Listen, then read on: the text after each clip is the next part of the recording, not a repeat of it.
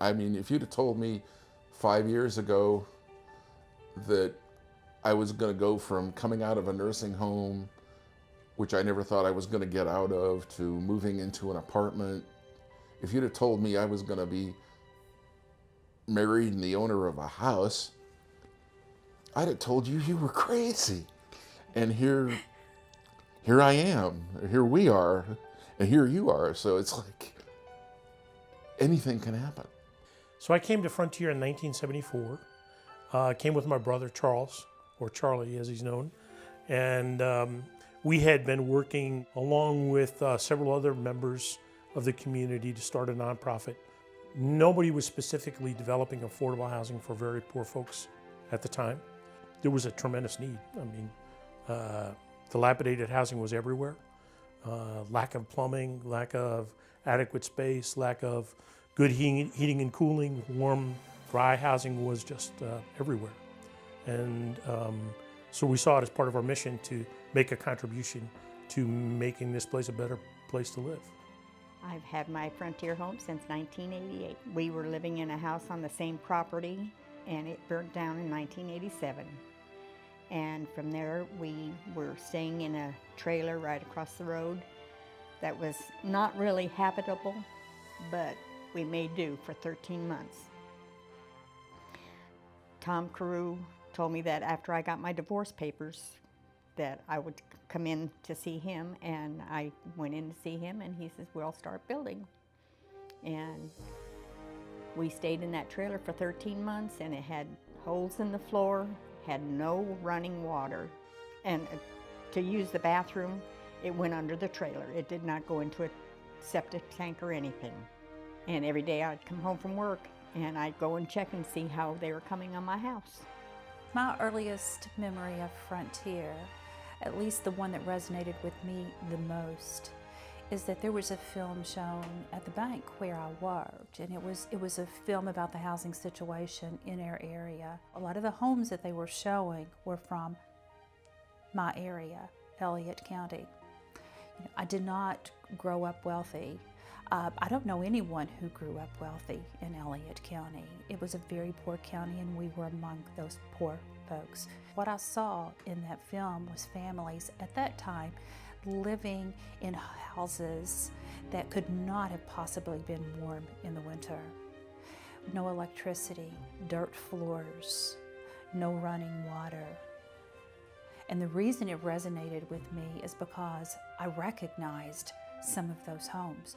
Those homes were the homes that children that I went to school with lived in. So we still live to this day in one of the poorest regions in the United States. If you look at the Housing Assistance Council studies, the decennial studies that they do, there are 4 persistent areas of poverty in the United States: Central Appalachia, the Mississippi Delta, the Colonies, and the Native American reservations. Since the war on poverty began 50 years ago now, we have made tremendous progress. The region's made tremendous progress. Many things to celebrate. We have better roads. We have extensive water systems, sewage treatment, better quality water. Generally speaking, we've got a much higher quality of life than we had 50 years ago. Unfortunately, though, this region is still, as compared to the rest of the United States, we're still economically at the bottom. We know housing in particular, housing, education, health, equal good quality of life, economic opportunities in terms of jobs, good paying jobs, those are all tied together in this circle. And I think whenever you make a dent in housing, education, economic opportunities, you really make some significant changes. All of that starts to add up. Housing is very expensive, very, very expensive. It's one of the most expensive things that we do, especially on an individual basis, because now it takes somewhere between $100,000 and $150,000 to build a house. And you start adding that up, that's a lot of money. Where does it come from?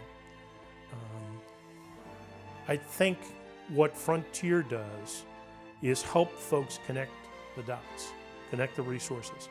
It's very, very complicated now. And knowing how to connect those dots, connect people with resources, has really become a specialty we're not okay unless we're all okay. And so many times we think everybody is okay because we are ourselves at the moment. That's not the case. We're not okay unless we're all okay. And being okay starts at home. My favorite thing about the house is this room. It's got, you know, a rug that I did. It's got Ruth Ann's son's pictures in it. It's just us, right? Oh, absolutely. Oh, yeah. We spend most of our time in here. I mean, if you want to know, I mean, this is where we bring our family and our friends, and we have done a lot of, oh gosh, just a lot of entertaining since we've had our house. We Yeah. even got married in this house. We had a very small, simple ceremony right here in the living room. We built a house and was finishing up, and they was doing kind of a walkthrough type thing, and a little girl come around. I was working on the yard, and she was early teens or so, and she said, you know, said, I used to hate to ride the school bus home. Said, I didn't want to see anybody see where I lived at. And she told me, said, but now I want everybody to see where I live at. And it was just a big impact to me of, you know, what we done for that family. And it's happened many times since then, you know, stuff along that line. You know, certainly in 40 years, it's grown from being this little volunteer-run organization that barely knew its way around to a very vibrant organization that provides affordable housing opportunities to a very large geographic area here in Northeast Kentucky. But it's also the largest builder in the area. And as a result of that, provides an economic stimulus in millions of dollars to the region. That vision, I don't know that I had that vision in 1974, certainly not. But I'm very proud of where Frontier is now. Under Stacy's leadership, now Sherry's leadership, I think the work that Frontier is doing is critically important to the economy of this region, and certainly to the housing opportunities for folks in this region. Well, what made me decide to come to Frontier, Ruth Ann and I had been together for a while. I'd been on the board for a year, the board of Frontier, and I'd seen other people get a house, and we had just found out that we would not qualify for low-income housing. We needed a place to live, and I went to a board meeting, and all of a sudden I got, well, I'm on the board. Why can't I try for a Frontier house? For a long time I thought my credit was just too messed up, which it was, but like I said, I didn't know at the time about Frontier's thing where they can literally, like I said, welcome you in the door, take you by the hand, and walk you through the process. I mean, Frontier made it possible for me to get a house, literally from helping me fix my credit so I could qualify for a loan, and then building the house. To me, home means sanctuary. Home is my sanctuary where I take care of self. It's a place of safety, a place of security. It's a place where I can be warm in the winter, that the roof isn't leaking and don't have water dripping over every place. More importantly, it's a place where my children come home. It's their home. And so home is family for me. Sure, home to me means peace, love, a place to be with those that you have made special in your life, a place that's yours. I'm proud of my home. Sometimes it doesn't look like it, but I am proud of my home. Very proud. Everything happens from here. I think John Lennon said it in one of his songs, life is what happens to you while you're busy making other plans. Well, here we can sit and make other plans. Well, life is happening. That's what home is about. My life has changed drastically from living in that trailer. I would have had a different life. Totally. I don't know where I'd be if I hadn't.